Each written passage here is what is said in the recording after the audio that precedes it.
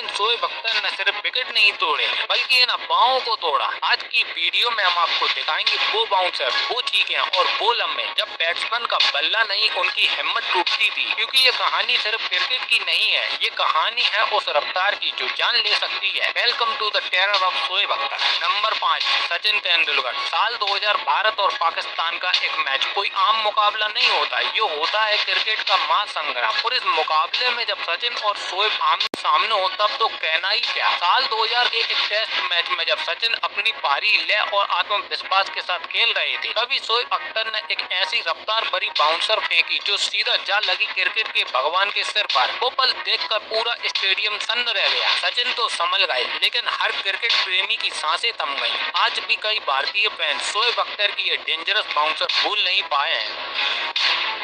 Number 4, Jack Kallis. दोस्तों, Kallis को cricket की रन मशीन कहा जाता था। टेक्निक, धैर्य और क्लास इनकी बल्लेबाजी में सब कुछ था। लेकिन जब इनका सामना हुआ रावलपिंडी एक्सप्रेस से तो ये मशीन भी हिल गई। ये मैच एक एग्जीबिशन मैच था जहां शोएब अख्तर खेल रहे थे सचिन तेंदुलकर की टीम से और कैलिस थे एडम गिलक्रिस्ट की टीम में। तभी मैदान में जैसे ही शोएब अख्तर ने गेंद फेंकी तो वो बाउंसर इतनी तेज थी कि विकेट कीपर के ऊपर से उड़ती हुई सीधी बाउंड्री पार कर गई। लेकिन सोचिए, अगर ये बॉल सीधे कैलिस के चेहरे पर लगती तो क्या होता। कहते हैं कि कैलिस खेल में तो बच गए लेकिन ये याद हमेशा के लिए उनके जहन में डर पैदा कर गई। अगर आपने वो बाउंसर देखा है तो कमेंट में जरूर बताइए कि आप इस बाउंसर को झेल सकते थे।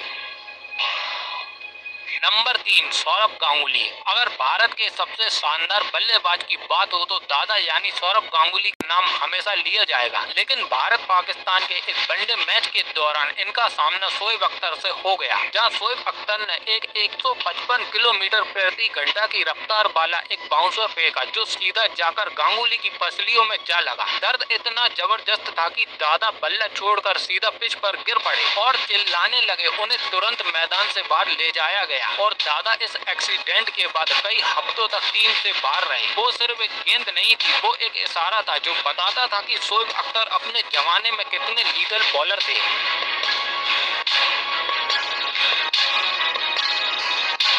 Number 2, Brian Lara. जब दुनिया क्रिकेट के दिग्गज बल्लेबाजों की बात करती है तो ब्रायन लारा का नाम सबसे ऊपर आता है। वो दौर था जब क्रिकेट में बल्लेबाजों की भीड़ थी, लेकिन इस भीड़ की लगाम लारा के हाथों में थी क्योंकि वो गेंदबाजों की धज्जियां उड़ा देते थे। उनका बल्ला सिर्फ रन नहीं तूफान उठाता था। लेकिन फिर आया सितंबर 2004 का समय। लारा का सामना हुआ रावलपिंडी एक्सप्रेस यानी शोएब अख्तर से। जैसे ही लारा क्रीज पर आए, शोएब अख्तर उनके पास पहुंचे और बोला, I am going to kill you, यानी मैं तुम्हें खत्म करने वाला हूँ। ये सिर्फ एक नॉर्मल क्रिकेट स्लेजिंग नहीं थी बल्कि ये एक वार्निंग थी आने वाले तूफान की। और फिर गेंदबाजी शुरू हुई और फिर वो गेंद आई 155 किलोमीटर प्रति घंटा की रफ्तार से उड़ती हुई जो सीधी लारा की गर्दन पर लगी। टकराव इतना खतरनाक था कि दुनिया के नंबर 1 बल्लेबाज की सांसें झटपटा गई। लारा वहीं मैदान पर गिर पड़े। ये वही लारा थे जिनके बारे में कहा जाता था कि इन्हें बॉल नहीं बल्कि फुटबॉल नजर आती है। लेकिन उस बाउंसर ने सारे घमंड को चकनाचूर कर दिया। उन्हें तुरंत रिटायर हट किया गया और वो लगभग 1 साल तक मैदान से दूर रहे।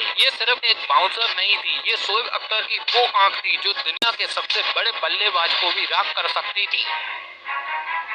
Number 1, Gary Kirsten. एक जमाना था जब बल्लेबाज बिना हेलमेट के मैदान में उतरते थे, लेकिन शोएब अख्तर ने यह साबित कर दिया था कि हेलमेट पहनना भी गारंटी नहीं देता है, क्योंकि अगर सामने रावलपिंडी एक्सप्रेस हो तो गेंद नहीं मौत आती थी। ये बात है साल 2003 की। पाकिस्तान और साउथ अफ्रीका के बीच टेस्ट मैच चल रहा था। गैरी किर्स्टन अपनी क्लासिक बल्लेबाजी दिखा रहे थे, लेकिन तभी शोएब अख्तर ने पिच पर डाला एक 155 किलोमीटर प्रति घंटा की रफ्तार से एक खतरनाक बाउंसर जो सीधा जाकर लगा गैरी किर्स्टन के हेलमेट पर। गेंद की स्पीड इतनी तेज थी कि हेलमेट की ग्रिल चकनाचूर हो गई और गेंद अंदर घुसकर सीधे गैरी किर्स्टन के जबड़े पर जा लगी और अगले ही पल गैरी जमीन पर थे, खून से लथपथ। जब मेडिकल टीम पहुंची तो उनके मुंह से खून बह रहा था, चेहरे पर गहरा कट और जबड़ा पूरी तरह से फ्रैक्चर हो चुका था। ये चोट इतनी भयानक थी कि गैरी किर्स्टन को लंबे वक्त तक क्रिकेट से बाहर रहना पड़ा।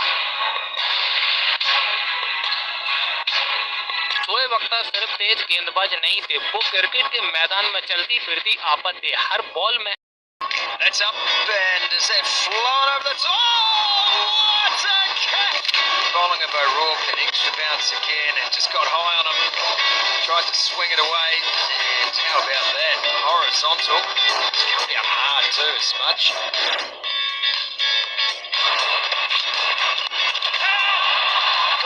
Great catch. Steve Smith. Actually, the inside peg, so he'd be disappointed. I really would be. Good catch, though. Very good catch. Two hands back in front in the game. Super catch. Yeah, he gets opportunity because of Marcus Stoyne.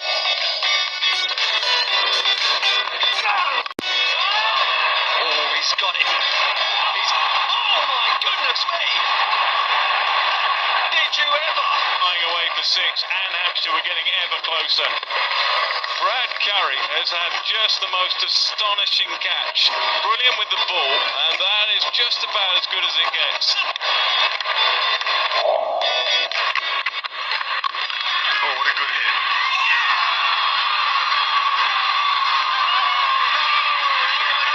Firmly stuck. Back of the leg. He gets a full shot in on the front foot. But the captain at Adelaide is out of the top draw. That maiden marker was an absolute.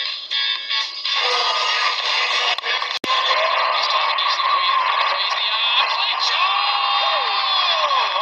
Splashman! He's dancing! Look at that. That was an excellent catch. He deserved that after he got a bad decision earlier today. Look at this for a catch. Had to move. Good balance just before the catch. He's just. Last ball the over. Oh, it's chances and popped up in the air. And what a catch! Shout out to the man. He's looking to push it on the onside. Leading edge. Scooped it in the air. And look at Shadab leaping on it. Wonderful catch. You beauty. Wow, what? Oh, what a catch! What a catch! That's one of the best catches you will ever see. For Collingwood had hours to try and pull off something like that. That was almost a miracle catch. An uppercut from Matthew Hayden. Middled it fairly well, and he sprung like a basketball player to pluck that out of the air. Just held it back. Full leg. Stuck out the hand. We get used to seeing that from Trinbolt. Higher than that, the extra bounce. Ability to spring off his right foot, go against his follow through and stick out the hand.